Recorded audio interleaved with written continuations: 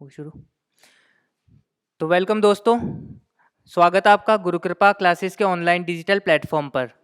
और यहाँ पर अपन ने पिछले लेक्चर में देखा था कि जो लैब असिस्टेंट 2022 का पहली शिफ्ट का पेपर था, ठीक है, उसका सॉल्यूशन देखा था अपन ने। अब आज के लेक्चर में ना अपन देखने वाले हैं क्या, लैब असिस्टेंट के सेकेंड शिफ्ट के पेपर का, ठीक है, वही 2022 का।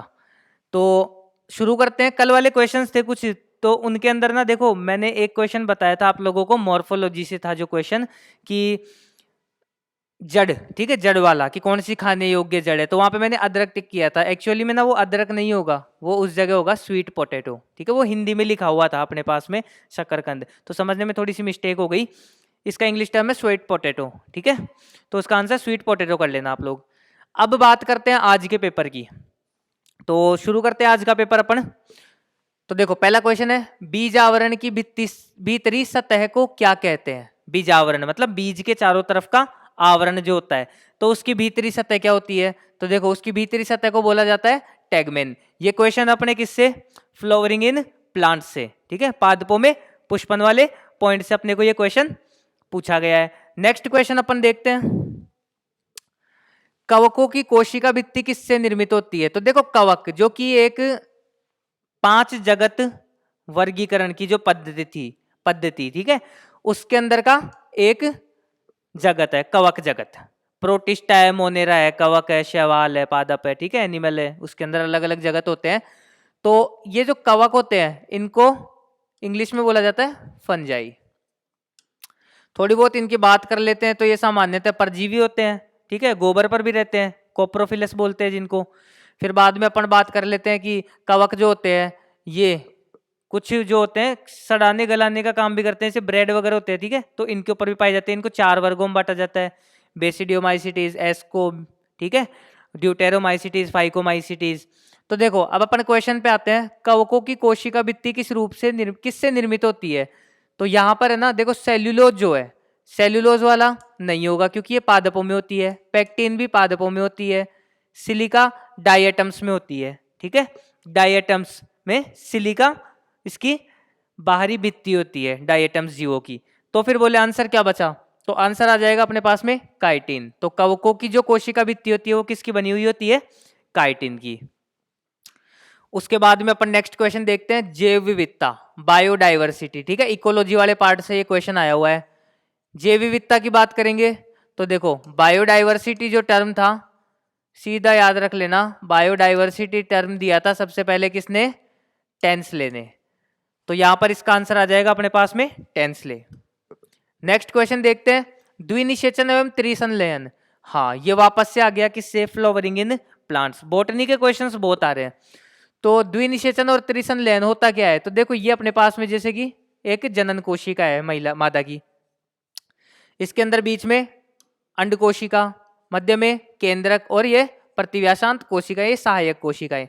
तो इसके अंदर क्या होगा ना कि जैसे कि 2 नर युग्मक आए, 2 नर कोशिकाएं आई, ठीक है, जनन कोशिकाएं। एक तो आकर के अंडाणु से संलयित हो गई, दूसरी जाकर के केंद्रक से हो जाएगी, ठीक है। तो केंद्रक हो गया क्या, द्विगुणित, और यहाँ पर हो गई क्या, अगुणित और अगुणित मिलकर के ये द्विगुणित हो गए। यहाँ पे 2n तो ये था, n ये मतलब त्रिगुणित हो गया।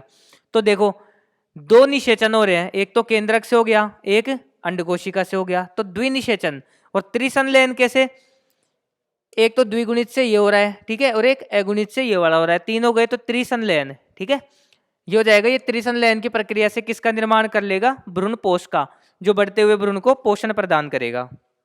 तो इसका आंसर आ जाएगा आवर्तबीजी पादपों में। फिर बात करते हैं कुकुरमुत्ता अथवा खुंभ, कवकों के किस वर्ग में पाए जाते हैं। तो कुकुरमुत्ता मतलब मशरूम, ठीक है, मशरूम। मशरूम की अगर अपन बात करेंगे तो देखो मशरूम आता है सामान्यतः बेसिडियोमाइसिटीज के अंदर। अगर एस्कोमाइसिटीज की खासियत पूछे तो इसमें एक एग्जांपल आता है एस्परजीलस, एस्परजीलस। फिर बाद में बात करते हैं फाइकोमाइसिटीज की, तो फाइकोमाइसिटीज में आ जाता है राइजोपस, एल्ब्यूगो, ठीक है, सरसों के अंदर रोग उत्पन्न करता है। ड्यूटेरोमाइसिटीज की खासियत देखते हैं तो ये होते हैं अपूर्ण कवक, अपूर्ण कवक। और इसका एग्जाम्पल आ जाता है अपने पास में ट्राइकोडर्मा। ठीक है, तो सबके एग्जाम्पल्स देख लिए। और मशरूम्स जो है वो रखे जाते हैं किसमें, बेसिडियोमाइसीटीज में। तो आंसर हो जाएगा इसका द बेसिडियोमाइसीटीज। पुष्प का सबसे बाहरी चक्र, देखो ये अपने पास में पुष्प की एक संरचना बना लेते हैं अपन। गुड़हल का पुष्प है जैसे कि, ठीक है, तो ये देखो गुड़हल का पुष्प बना लिया अपन ने। इसके बाहर की तरफ अपन देखते हैं कि ग्रीन कलर की छोटी छोटी पत्तियां होती है, ये रही, ये हो गई अपने पास में ग्रीन कलर की छोटी छोटी पत्तियां। ठीक है, और यहां पर आ गया इसका स्टेम, और यहां पर से कुछ ऐसे तंतुनुमा संरचना निकलती है। ठीक है, तंतुनुमा संरचना निकलती है। तो ये होते हैं इसके पुमंग और जायांग, स्त्रीकेसर और अपने पुंकेसर, नर जनन भाग और मादा जनन भाग।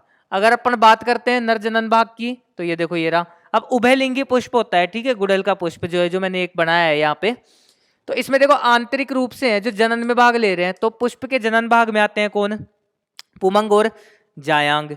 ठीक है, और साथ ही साथ ये तो आंतरिक रूप से उपस्थित है, तो ये तो दोनों आंसर होंगे नहीं।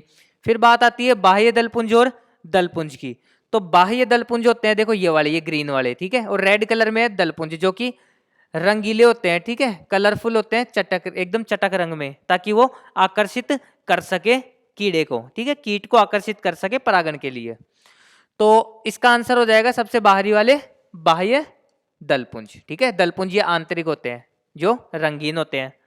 फिर बाद में बात करते हैं अगले क्वेश्चन की, श्वसन में ग्लूकोज का पायरुविक अम्ल में विघटन कहलाता है। देखो इस क्वेश्चन को ना अपन एलिमिनेशन मेथड से बात करेंगे।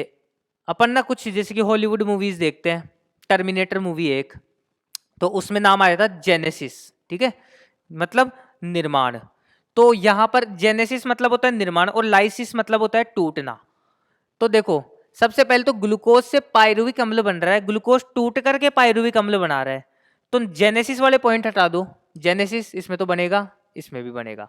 अब क्या टूट के बना रहा है, पायरोलाइसिस, मतलब पायरुविक अम्ल थोड़ी टूटेगा, नहीं, यहां पर टूटेगा ग्लाइकोलाइसिस, मतलब ग्लाइकोजन टूट के बना रहा है ग्लूकोज, और ग्लूकोज से बन रहा है पायरुविक अम्ल। तो इसका आंसर हो जाएगा ग्लाइकोलाइसिस। ठीक है, यह सामान्यतः कोशिका द्रव्य में पाई जाने वाली प्रक्रिया है जिसके अंदर पायरुविक अम्ल का निर्माण होता है। यह पायरुविक अम्ल आगे जाकर के श्वसन की क्रिया में भी भाग लेता है। ठीक है, उसके बाद में अपन बात कर लेते हैं अगला क्वेश्चन, कौन सा मूल रूपांतरण श्वसन में सहायक है। तो इसका आंसर आ जाएगा, श्वसन के अंदर आता है न्यूमेटोफोर्स, जो क्या करते हैं जमीन से बाहर की ओर निकले होते हैं श्वसन के लिए। ठीक है, खूंटे की तरह में निकले होते हैं ये। अगला क्वेश्चन है, निम्नलिखित में से कौन सा एक विषम बीजाणु टेरिडोफाइट है। देखो विषम बीजाणु मतलब दोनों दिखने में अलग अलग, सम बीजाणु मतलब दिखने में समान। विषम बीजाणु वाले का एग्जाम्पल हो जाता है इक्विसिटम नहीं, साइलोटम भी नहीं, लाइकोपोडियम भी नहीं। इसका आंसर हो जाएगा सिलेजिनेला। ठीक है, टेरिडोफाइट्स के अंदर होते हैं ये। अगला क्वेश्चन है, वह मेरिस्टेम जो स्थायी उत्तकों के बीच होता है। अब देखो अपन देखते हैं कि घास कर चरते हैं जंतु, जैसे कि बकरी हो गई, ठीक है, गाय हो गई, तो ये क्या करते हैं घास चरती है, और जहां से ये चरती है घास खाती है उस जगह से जल्दी से बढ़ती है वो घास। क्यों, क्योंकि वो स्थायी उत्तक होते हैं ना। देखो दो टाइप के उत्तक है, एक तो विभज्य उत्तक और एक स्थायी उत्तक। विभज्य उत्तक क्या करते हैं, विभाजित होते रहते हैं, लेकिन स्थायी उत्तक मतलब वो विभाजित हो चुके, स्थायी हो चुके, अब विभाजित नहीं होंगे। ठीक है, तो अपन क्या देखेंगे कि जो स्थायी उत्तक होते हैं उनके पास में है ना थोड़े से पाए जाते हैं क्या, अंतर्वेशी मेरिस्टेम, जो क्या करते हैं जैसे घास चरने लग जाते हैं जंतु तो वो एक्टिव हो जाते हैं और वो बढ़ करके दोबारा से घास को बढ़ा देते हैं। तो शीर्षस्थ तो ऊपर ही ऊपर होता है टिप पर, द्वितीयक होगा नहीं, पार्श्वीय नहीं, तो इसका आंसर हो जाएगा अंतर्वेशी मेरिस्टेम, अंतर्वेशी विभज्योतक। अगला है, अनाज के बीजों में पाया जाने वाला ढालाकार बीज पत्र। देखो इस टाइप की एक आकृति होती है बीज की, ठीक है, तो इसके अंदर ये इस टाइप का ढालाकार बीज पत्र होता है जिसको बोला जाता है, सीधा सीधा याद कर लो इसको, टेलम। प्रांकुर चोल तो वो भाग होता है जो तने का निर्माण करता है, ठीक है, तो ये वो है नहीं। कैपिटुलम ना, बीजोपांग बीज का उपांग नहीं, ये भी नहीं है, आंसर हो जाएगा इसको टेलम। नेक्स्ट क्वेश्चन है, निम्नलिखित में से कौन सा एक वृहद पोषक तत्व नहीं है। तो देखो वृहद पोषक तत्व आते हैं, एक ट्रिक होती है, चॉपर से मंगाया है इसका केक, ठीक है, मतलब इसके अंदर आ गए CHOP मैग्नीशियम, पोटेशियम, ठीक है, और नाइट्रोजन भी आ जाएगा। 3 4 5 6, ठीक है, ये आ जाएंगे इसके अंदर। तो देखो वृहद पोषक तत्व ये वाले हैं, तो नहीं है पूछा है इसने, नहीं है। फास्फोरस, नहीं, फास्फोरस तो होता है, तो ये वाला आंसर नहीं होगा।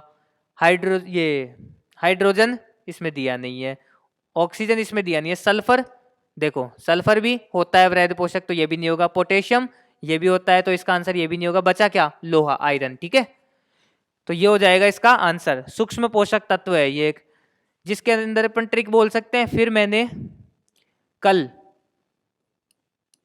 बाजार से नई मोटरसाइकिल निकलवाई, जिसमें कॉपर और जिंक उपस्थित थे। तो ये हो गए अपने पास में सूक्ष्म पोषक तत्व, ठीक है। तो ये वृहद पोषक तत्व और ये सूक्ष्म पोषक तत्व। इनमें से देखो आयरन ये आ गया, लोहा, तो ये किसमें है? सूक्ष्म पोषक तत्व में है, तो ये वाला वृहद पोषक तत्व नहीं होगा, ठीक है। अब अपन बात करते हैं अपने नेक्स्ट क्वेश्चन की।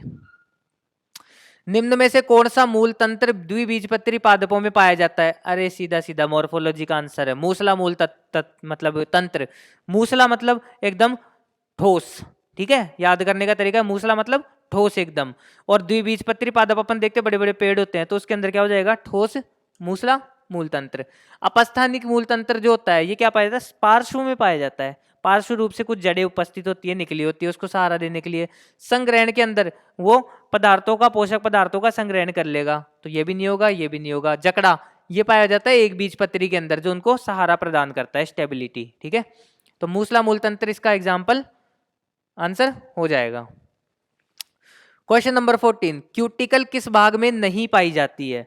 क्यूटिकल किस भाग में नहीं पाई जाती है? अब देखो क्यूटिकल का आवरण हो गया, तो पोषक पदार्थों का संचरण रुक जाएगा, क्योंकि रास्ते तो बंद हो गए। तो फल में ना, तने में पाई जाती है, कोई दिक्कत वाली बात नहीं है। पर्ण में पाई जाती है, कोई दिक्कत वाली बात नहीं है। लेकिन एक मूल भाग ऐसा है जो जमीन से क्या करेगा? पोषक पदार्थों को सोखने का काम करेगा, अवशोषण करने का काम करेगा। तो इसके अंदर क्यूटिकल का आवरण नहीं पाया जाता है, तो आंसर हो जाएगा अपना ब, मूल। अगला क्वेश्चन है, जब एक अणु दूसरे अणु से स्वतंत्र गति करते हुए झिल्लिका को पार कर जाता है। तो देखो एक अणु दूसरे से स्वतंत्र होते हुए, एक तो होता है दो अणु है जो एक ही डायरेक्शन के अंदर गति कर रहे हैं, ठीक है, तो वो होता है क्या? Symport, same direction. दूसरा होता है वो जो एक दूसरे के विपरीत गति करते हैं, वो होता है एंटीपोर्ट, एक दूसरे के विपरीत। एक होता है जब एक ही अणु गति करता है, यूनी मतलब एक, वो होता है यूनिपोर्ट। और इनपोर्ट भी है ना, इन्हीं का सा एक रूप है जिसके अंदर अणु की गति होती है सिंगल रूप में ही, लेकिन वो यहां पर नहीं होगी, ठीक है। तो आंसर ये भी नहीं होगा, एंटीपोर्ट भी नहीं होगा, सिम्पोर्ट भी नहीं होगा, इसका आंसर हो जाएगा यूनिपोर्ट, एकल अणु। नेक्स्ट बात करते हैं अपन, वह स्थान जहां सामान्य आंख में सबसे अच्छा प्रतिबिंब बनता है, रेटिना वाले पार्ट पे, ठीक है, रेटिना लेयर में, क्योंकि रेटिना लेयर के अंदर ही अच्छा प्रतिबिंब बनेगा, जिसमें संवेदी कोशिकाएं, विशेषकर शंकु कोशिकाएं सर्वाधिक संख्या में। देखो कुछ कोशिकाएं होती है शंकु कोशिकाएं और शलाका कोशिकाएं। शंकु जो कलरफुल विजन देती है, ठीक है, और शलाका होती है जो रात को देखने का कार्य करती है। जैसे कुछ जानवर होते हैं जो रात में देखते हैं, तो उनके अंदर शलाकाएं ज्यादा उपस्थित होती है, ठीक है, अपने में शंकु ज्यादा उपस्थित होते हैं, तो यह कहलाता है। तो रेटिना वाले भाग में परितारिका नहीं, पक्षमाप बिंदु नहीं, अंध बिंदु नहीं, इसका आंसर हो जाएगा पीत बिंदु, येलो स्पॉट, ठीक है। अगला क्वेश्चन है, मोटे तंतुओं का केंद्रीय भाग जो पतले तंतुओं से अतिच्छादित नहीं होता है कहलाता है। देखो कल अपन ने बात की थी सार्कोमियर की, पिछले जो पेपर सोल्व किया था उसमें सार्कोमियर की बात की थी कि इसके अंदर कुछ तंतु उपस्थित होते हैं एक्टिन और मायोसिन के। अब बोल रहा है पतले तंतु होते हैं कौन से? एक्टिन के, और मोटे होते हैं मायोसिन के। तो मतलब इसने बोला है वो क्षेत्र जहां पर पतले तंतु अतिच्छादित नहीं होते, मतलब ये वाला भाग, ठीक है, ये वाला भाग इसने बोला है, तो इस क्षेत्र को बोला जाता है एच जोन, ठीक है, इस क्षेत्र को बोला जाएगा एच जोन। एम क्षेत्र होता है इन मायोसिन के तंतुओं को जोड़ने वाली रेखा, तो ये नहीं। एच क्षेत्र अपने पास में दे दिया, ये आंसर हो जाएगा इसका। जेड क्षेत्र क्या होता है? वो तो दो लाइन होती है, जेड लाइन, ठीक है, जिसको मिलाकर के दो के बीच का क्षेत्र होता है सार्कोमियर, तो ये आंसर नहीं होगा। एल क्षेत्र जैसा कुछ नहीं होता है, ठीक है, तो एच क्षेत्र इसका आंसर हो जाएगा। ये आ गया अपने लोकोमोशन एंड मूवमेंट से। अगला क्वेश्चन है, हृदय से अशुद्ध रुधिर को किसके द्वारा दाएं आलिंद में लाया जाता है? हार्ट की अगर अपन बात करें, हृदय के देखो 4 कोष्ठ होते हैं, ठीक है, 4 चैम्बर हो गए। एक दायां आलिंद, ठीक है, दायां आलिंद, एक दायां निलय, ये वाला दायां निलय, ये होता है बायां आलिंद और बायां निलय। अब इसने बोला है कि हृदय से अशुद्ध रुधिर को किसके द्वारा दाएं आलिंद में लाया जाता है? देखो दाएं आलिंद में लाने का काम करते हैं क्या? एक तो अग्र महाशिरा जो ऊपरी अंगों से लेके आती है, एक पश्चिम महाशिरा जो निचले अंगों से लेकर के आती है रुधिर, एक होती है कोरोनरी साइनस जो खुद हृदय के अंदर से लेकर के आती है शुद्ध रुधिर को। क्यों? क्योंकि हृदय क्या है, एक मायोजेनिक है, ठीक है, स्वचालित है, खुद से आवेग उत्पन्न करता है, तो उसको भी क्रियाविधि के लिए हृदय पेशियां पाई जाती है उसमें भी, तो चाहिए उसको भी रुधिर। तो 3 चीजें होंगी। देखो फुफ्फुसीय शिराएं नहीं, ये क्या करती है, फेफड़ों से लेकर के आती है शुद्ध रुधिर को, तो ये आंसर नहीं होगा।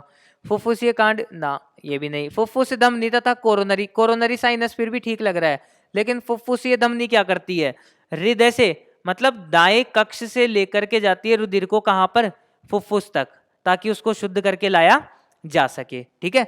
तो ये आंसर गलत हो गया। तो आंसर रहेगा कोरोनरी शिरा और कोरोनरी साइनस, और दोनों ही चीज किसके अंदर आती है, हृदय परिसंचरण के अंदर, मतलब हार्ट का खुद का अपना परिसंचरण, ठीक है, ना कि अंगों के बीच में। तो यह आ जाएगा इसका आंसर कोरोनरी शिरा तथा कोरोनरी साइनस। अगला बात करते हैं फिर से लोकोमोशन एंड मूवमेंट से। निम्नलिखित वाक्य पेशी के लिए हल्के बैंड में एक्टिन तंतु होता है। सही बात है, बिल्कुल। हल्के बैंड जो होते हैं उसमें आई बैंड आता है, ठीक है, और उसके अंदर क्या होते हैं, एक्टिन के तंतु, जो कि मायोसिन के ऊपर अतिच्छादित होते हैं। तो ये आंसर, ये सही ऑप्शन है।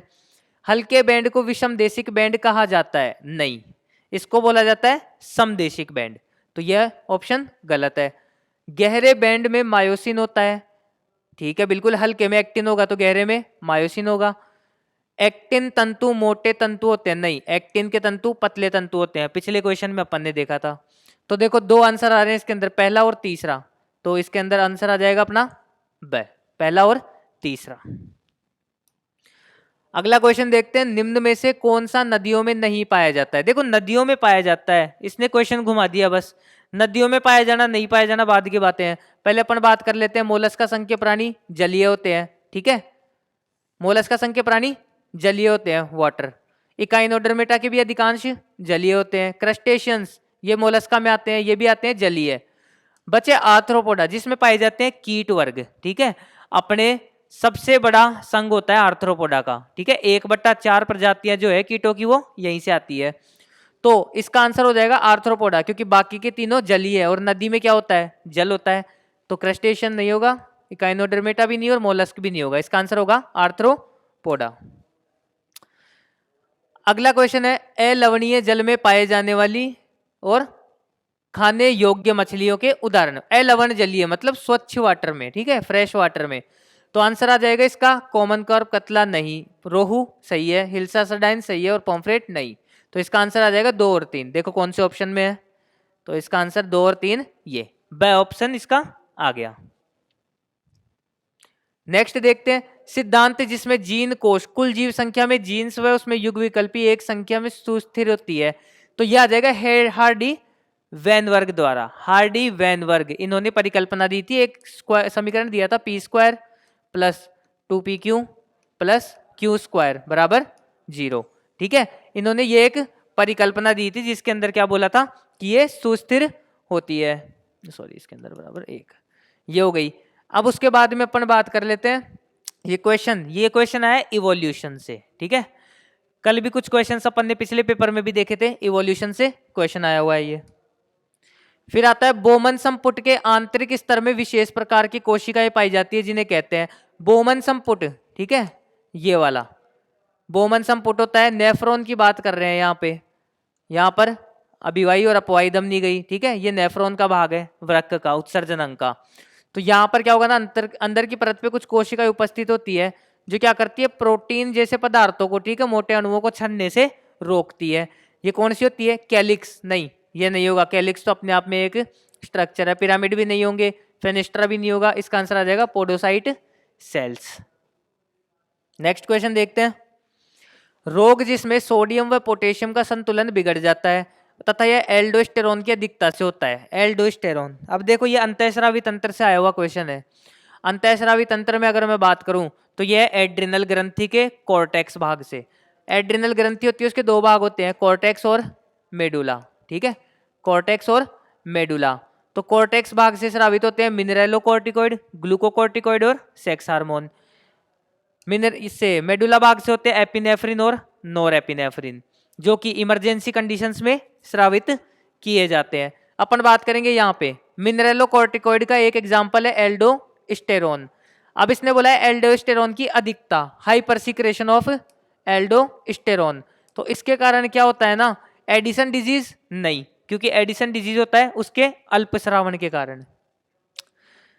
कुशिंग रोग नहीं, ये होता है कोर्टिसोल के अतिश्रावण के कारण।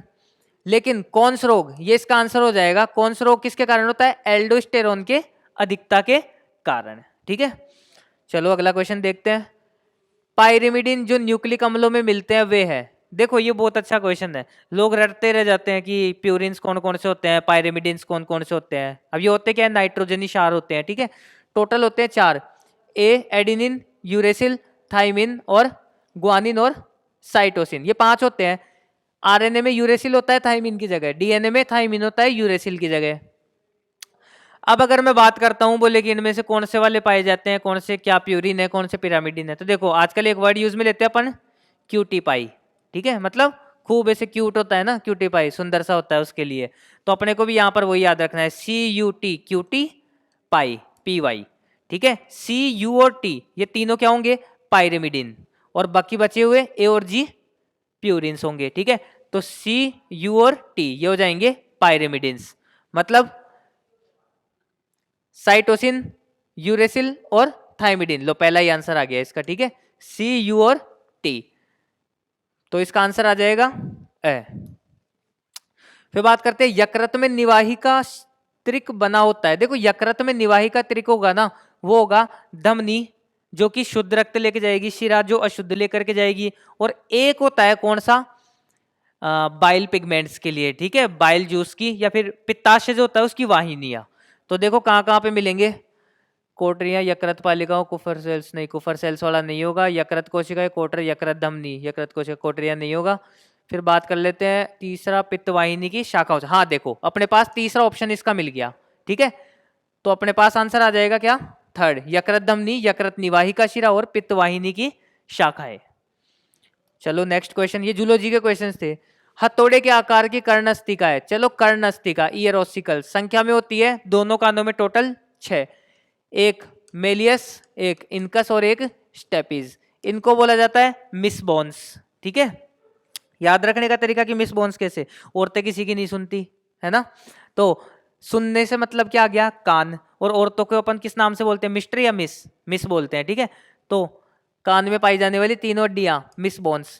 ठीक है, तो ये अपन बात कर लेते हैं किसकी, कान की हड्डियों की। अब इनमें सबसे छोटी होती है स्टेपीज, और साथ ही साथ शरीर की सबसे छोटी हड्डी भी कौन सी होती है, स्टेपीज। फिर बात करते हैं मेलियस की, तो मेलियस होती है हथौड़े के आकार की, तो हथौड़े के आकार की होती है मेलियस, तो इसका आंसर हो जाएगा मेलियस। फिर बात करते हैं 28 क्वेश्चन नंबर की, कोऑर्डेटा तथा नॉन कोऑर्डेट के बीच की योजक कड़ी है। अब बात करते हैं कोऑर्डेट व नॉन कोऑर्डेट। तो नॉन कोऑर्डेट जो होते हैं ना, उनका सबसे आखिरी जाकर के फाइलम आता है कौन सा, हेमी कोऑर्डेटा, हेमी कोऑर्डेटा। ठीक है, और हेमी कोऑर्डेटा के बाद में आ जाता है क्या, कोऑर्डेटा। तो ऑब्वियसली इनकी जो योजक कड़ी होगी वो इन दोनों के बीच में होगी। तो हेमी कोऑर्डेटा का एक एग्जांपल आता है बेलेनोग्लोसस।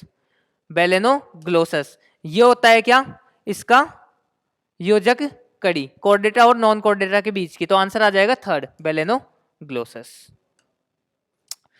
फिर अपन देखते हैं शुक्राणु प्रसु रूपांतरित होकर स्पर्म बनाते हैं। मतलब देखो एक तो होता है स्पर्मेटोजेनेसिस, जिसके अंदर क्या होगा, शुक्राणु प्रसु बनेंगे, लेकिन वो शुक्राणु प्रसु आगे वर्धित होकर के परिवर्धित होकर के बनाएंगे शुक्राणु। ठीक है, तो यहां पर आ जाएगा स्पर्मिएशन नहीं, स्पर्मेटोजेनेसिस नहीं, स्पर्मेटोगोनिया ना, आंसर आ जाएगा स्पर्मियोजेनेसिस।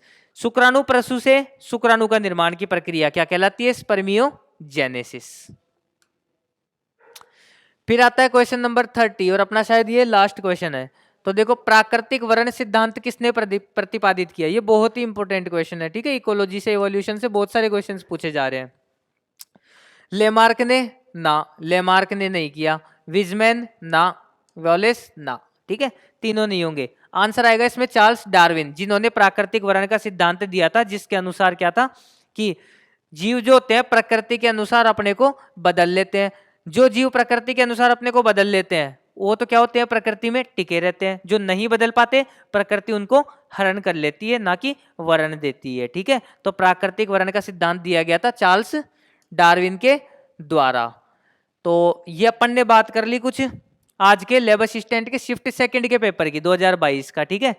और इसके अंदर अपन ने देखा है ना कि एक तो प्लांट किंगडम से बहुत सारे क्वेश्चन आते हैं। दूसरा अपन ने देखा है जूलॉजी में लोकोमोशन वाले पार्ट से बहुत क्वेश्चन आ रहे हैं। तीसरा अपन ने देखा इवोल्यूशन और चौथा इकोलॉजी। इन 4 पार्ट से बहुत ज्यादा संख्या में क्वेश्चन देखने को मिले अपने को, ठीक है। Flowering in plants, plant kingdom में ले लिया मैंने उसको। तो अपने को ना फोकस तो सब सब्जेक्ट सब टॉपिक्स पे ही रखना है। अपन सब टॉपिक पे पढ़ते चलेंगे, लेकिन एक बार के लिए अपन देखते हैं कि रिपीटेड क्वेश्चंस आ रहे हैं सारे उसी चैप्टर से, उसी टॉपिक से रिपीट हो रहे हैं क्वेश्चंस, ठीक है। तो इन पर भी अच्छे से अपनी कमांड बनाएंगे। तो ये अपन ने आज के सॉल्व किए 30 क्वेश्चंस पुराने पेपर के। अब अपन क्या करेंगे ना, एक एक करके इन सब्जेक्ट वाइज या टॉपिक वाइज इन सबको पढ़ते हुए चलेंगे, ठीक है। तो आई होप लेक्चर आपको अच्छा लगा। ज़्यादा से ज़्यादा शेयर करो। और एक तरीका पता चलता है, अपन सोचते हैं कि पेपर तो पुराना हो चुका है, लेकिन नहीं, आने वाला पेपर जो है वो क्या करेगा, पुराने पेपर से अपने को तरीका देगा करने का क्वेश्चन, कि कैसे क्वेश्चंस अपने पास में आ सकते हैं, कैसे अपने को पूछे जा सकते हैं और कैसे अपने को उनका आंसर देना है, ठीक है। तो पुराने पेपर्स भी आपको लगाते रहने हैं। तो चलो आज का क्वेश्चन तो अपना सॉल्व हो चुका है पेपर का। जैसे जैसे क्वेश्चन और मिलेंगे नए अपन बात करते चलेंगे उनकी भी, और टॉपिक भी पढ़ते हुए चलेंगे। मिलते हैं फिर नेक्स्ट लेक्चर में, तब तक के लिए थैंक यू।